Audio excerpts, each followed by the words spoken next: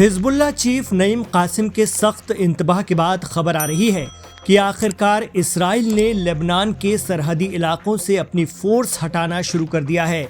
Lebanon की मुसल्लह यानी हथियार बंद तंजीम हिजबुल्लाह ने इसराइल को 2 दिन पहले साफ लफ्जों में धमकाया था कि अगर वो जंगबंदी की मियाद के खत्म होने वाले दिन यानी 18 फरवरी को लेबनान की सरहद से पीछे नहीं हटा तो हिजबुल्लाह उसके खिलाफ फिर जंग का महाज खोल देगा।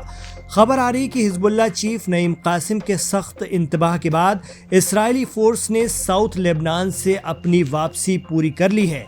हालांकि मीडिया रिपोर्ट्स के जरिए ये भी कहा जा रहा है कि इसराइल इस दौरान खेल करने की फिराक में है। इसराइली फोर्स IDF ने जानकारी दी है कि वो लेबनान के सरहदी इलाकों की 5 ऐसी जगह पर बनी रहेंगी जहां से हिजबुल्लाह पर नजर रखी जा सके।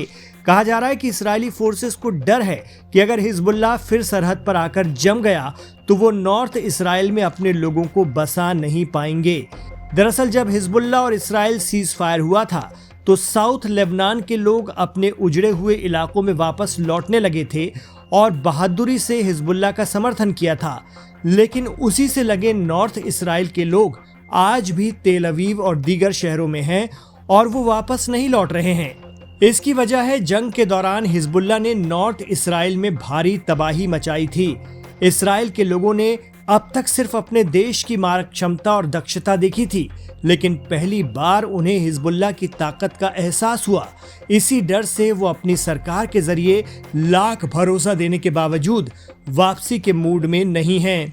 यही वजह है कि उन्होंने लेबनान इसराइल सरहद पर बफर जोन में फिलहाल IDF की तैनाती का फैसला लिया है।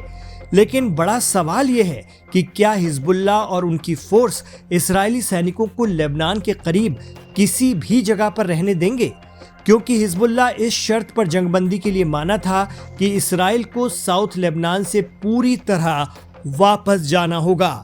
फिलहाल लेबनान के जिन इलाकों से इसराइल हटा है वहां पर लेबनानी फोर्स पहुंच चुकी है और उसी की देखरेख में अपने गांव और कस्बे छोड़कर गए बाकी लोग भी अब लेबनान वापस लौटने लगे हैं। जंगबंदी की मियाद खत्म होते ही इसराइली सेना के लेबनान से हटने की इस कवायद को हिजबुल्लाह की एक बड़ी जीत के तौर पर देखा जा रहा है। आपको बता दें कि लंबी चली जंग के बाद हुए समझौते से तय हुआ था कि इसराइल कब्जे वाले इलाकों को 27 जनवरी तक छोड़ देगा और यहाँ की कमान हिजबुल्लाह नहीं लेबनानी सेना संभालेगी।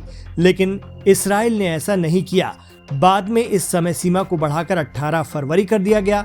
उसके बाद भी इसराइल का रुख देखकर हिजबुल्लाह ने 18 फरवरी की फाइनल डेडलाइन इसराइल को दे दी थी। हालांकि हिजबुल्लाह और लेबनान हुकूमत की तरफ से ये इल्ज़ाम भी लगता रहा है कि जंगबंदी समझौते की अवधि के दौरान इसराइली सेना ने कब्जे वाले गांव में दर्जनों घरों को गिराया, साथ ही समझौते के बाद अपने गांव पहुंचने या अपने मरे हुए रिश्तेदारों के शवों को वापस लाने की कोशिश कर रहे नागरिकों पर भी गोलियां चलाईं, जिसमें कई लोगों की मौत हुई है। इसराइल की इस हरकत से गुस्साया हिजबुल्लाह 5 सरहदी इलाकों या बफर जोन से भी इसराइली फोर्स की तैनाती पर अब शायद ही सहमत हो। अब देखना होगा कि इसराइल की हिकमत अमली कामयाब होती है या फिर हिजबुल्लाह का रेजिस्टेंस।